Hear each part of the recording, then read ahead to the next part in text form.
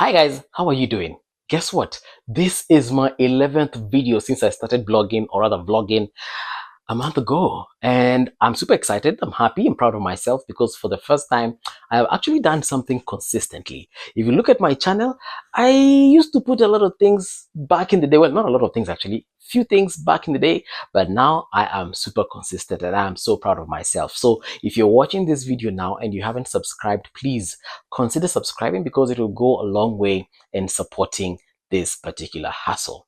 Today, I want to talk about success, perceived success, and what would be success.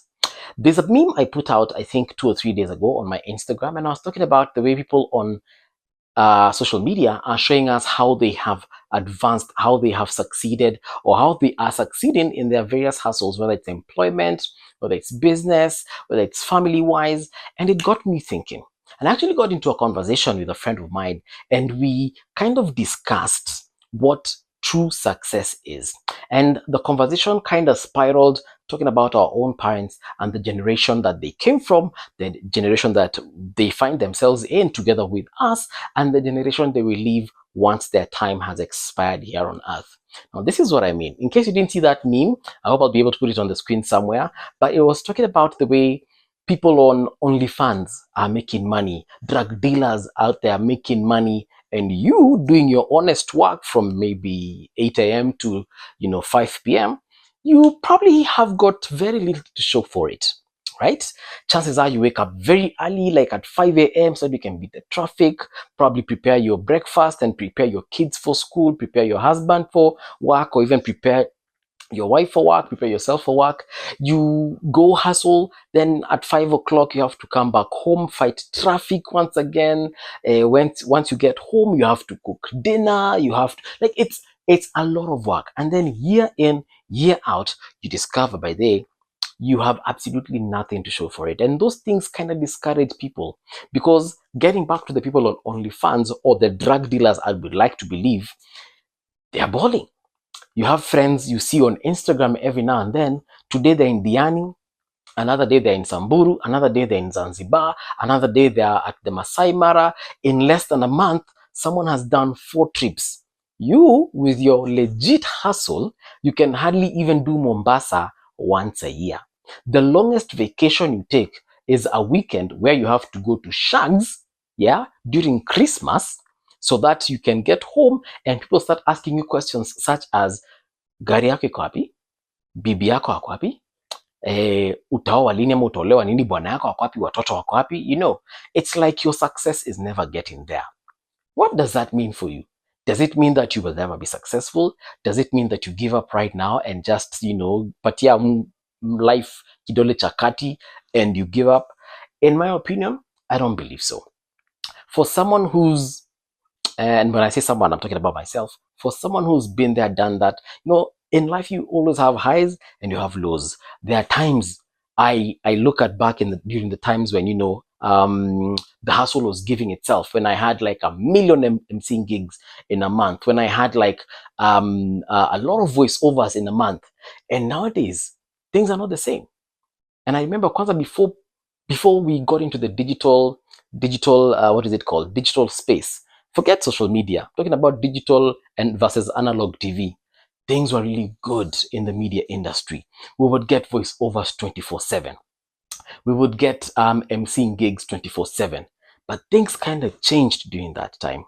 Why? Because advertisers shifted their what is it called? Their niche. They discovered new niches. They stopped coming to the mainstream radio stations because they realized, by the way, instead of paying a national radio station 1 million bob to advertise, I can actually go mashinani, yes, and advertise for the same advert.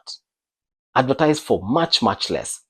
Probably 100,000, sometimes even 50K, depending on the niche you are looking for. Because maybe your audience is a Kikuyu audience. Maybe your audience is a Lunje audience. Maybe it's a Luo audience. Maybe it's a Kamba audience. So they started getting away from the mainstream media. And what does that mean for people in media like myself? Revenue. Your boss can no longer pay you the salary they used to pay you. So what happens? Salaries are delayed. What happens? Kidogo kidogo like this, a month you've not been paid, 2 months, 3 months. It figures a point, it's been half a year. You've literally worked for 6 months with no pay. So what happens? You have to decide whether you're going to take a pay cut or quit your job altogether. And a lot of people in my industry took a pay cut. All right. Then came something called COVID-19, which was even worse. Now, COVID-19, that is now when gigs disappeared. You know, emceeing gigs. I would handle not less than 4 gigs in a month. Weddings, corporate events. Then what happened? COVID-19, people are no longer doing events. They actually used to do events online. Like I witnessed a lot of weddings being live streamed, where it's just the couple, their witnesses, and the priest or pastor. And that's it. And maybe ikienda sana wazazi. Because of the travel restrictions, wazazi will have to stream their children's weddings from where they were in Shags. So you're in Shamahoho, your child is in Mombasa. You have to watch them getting married on TV or on screen or on a laptop or on a small phone, you know? And it literally changed our industry as MCs. Now you're no longer MCing because they, number one, don't need you. You understand? And number two, they can't afford you because even them, their businesses have died. They can no longer afford to pay you that 50K, 100K, 200K that you'd probably charge a wedding depending on your client. So life now has shifted and we're getting into new perspectives. You're probably there sitting, wondering, because maybe you come from an era like I do, when you used to make a lot of money, and now you're not making that money, and you're wondering where is your life going because you do not have a home or a house. You're probably not renting. You're probably living with your parents. You're probably crashing with a friend. You're probably crashing with a sibling because the money you used to make 5, 6, 10 years ago, you're no longer making it.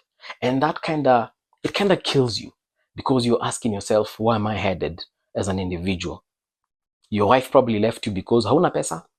And if you've watched a couple of my videos back, there's a point I said, if you do not have money, do not date.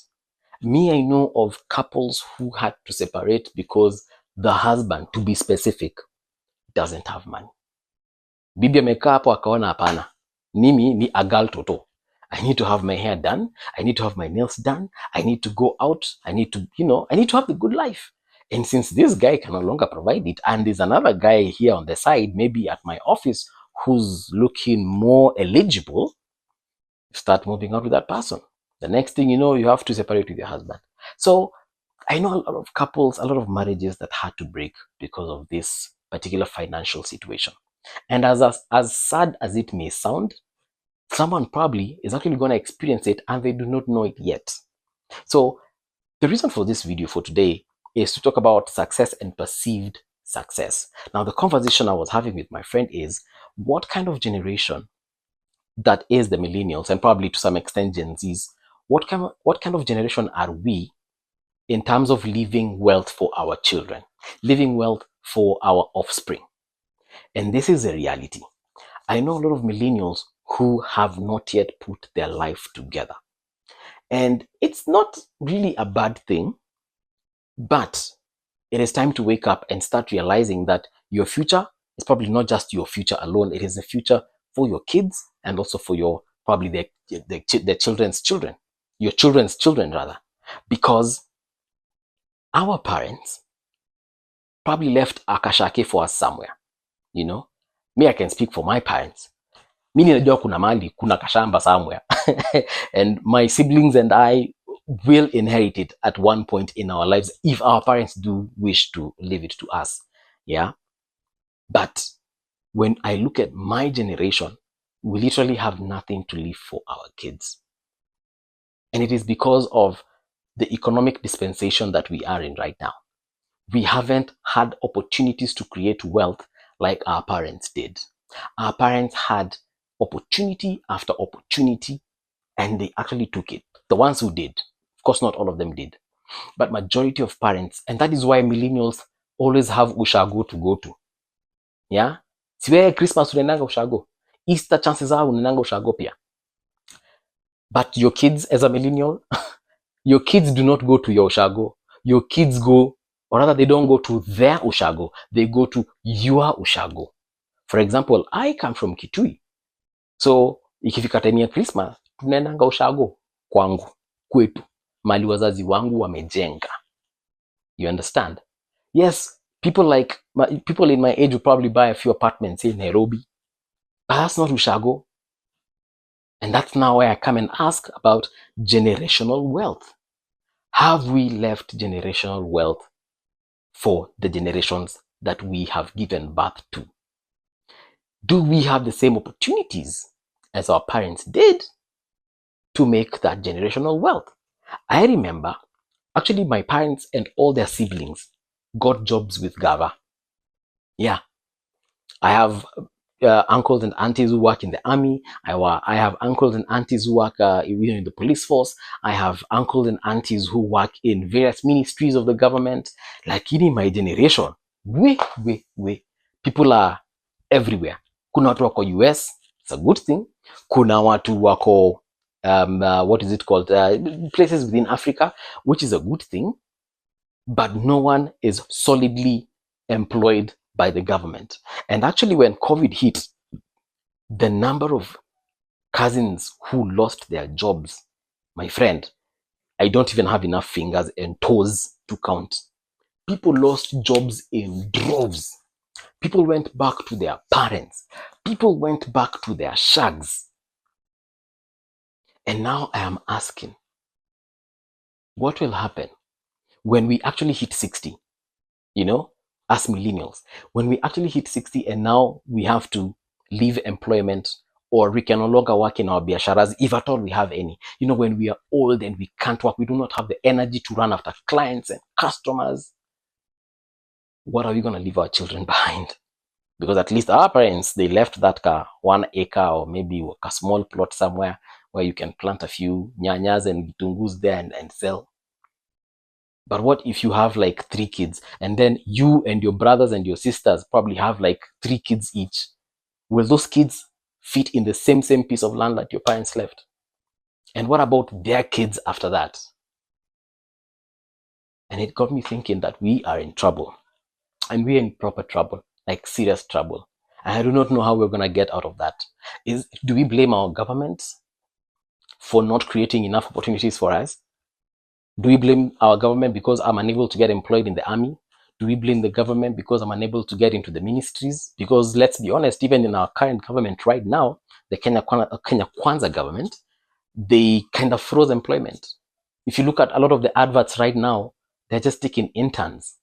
Yeah, they're literally taking interns, and the jobs that are available are for people who've probably gotten fired, left the country, but not even jobs for people who've retired. I know you can't get jobs with Gava. People are thinking of getting self-employed as opposed to getting jobs, because even the private sector is not employing. Again, if I go back to my example in the media industry, the media industry literally fired people in droves because they can no longer afford to pay them. So I'm going to leave you with this particular thought. Think about, not about your today and not about your tomorrow, but your children's tomorrow. If you're told you have kids, think about that tomorrow, because from where I am sitting right now, that tomorrow is not looking good. All the best to you, all the best to me. See you in the next one.